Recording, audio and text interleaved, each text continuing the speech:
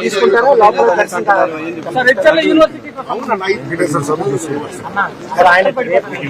వెళ్తున్నారు.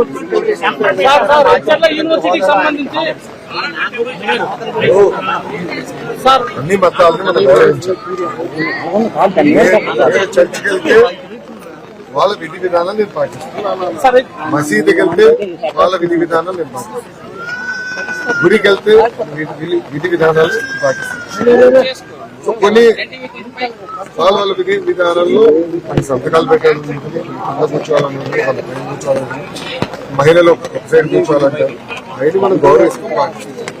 అది మాజీ ముఖ్యమంత్రి గారు 800 ఎమ్మెల్యే గారు కూడా పాటిస్తే బాగుంటుందని లడ్డు వివాదం నేపథ్యంలో ఆయన మాత్రం దీక్ష రూపంలో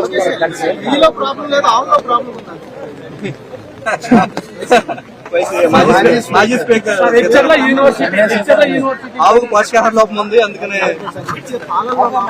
దానికి నేను ఎలా సమాధానం చెప్పుకుంటున్నాను అంటే ఆయన ఒప్పుకుంటున్నారా? దయచేసి మీడియా మిత్రులు అందరినీ అడగవచ్చు. అంటే మాజీ స్పీకర్ గారు ఒప్పుకుంటున్నారా కల్తీ జరిగిందని సూటిగా ప్రశ్నిస్తున్నాను. ఇప్పుడు మీడియా మిత్రులందరూ కూడా తెలుసు, మీరు కూడా 5 సంవత్సరాలు తిరుమలకి వెళ్ళినారు.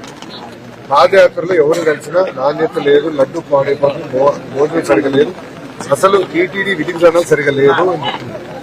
నిన్న మొన్న కూడా వీడియోలు పెట్టారు. వైవి సుబ్బారెడ్డి గారు అన్ని పెంచుదాం, అన్ని ఫీజు పెంచుదాం, సామాన్యులకి దేవుడిని గౌరవం చేసే విధంగా ప్రవర్తించడం జరిగింది. అవన్నీ కరెక్ట్ చేసే క్రమంలో ఇది బయటకు వచ్చింది. నేను కూడా ఈయో గారికి చెప్పాను, మొత్తం ప్రక్షాళన చేయండి, అన్ని టెస్ట్ చేయండి. ఎందుకంటే గతంలో అనేక ఆరోపణలు వచ్చినాయి. నేను పాదయాత్రలో మీరు చూస్తే నేను ట్వీట్ కూడా పెట్టాను దాని గురించి.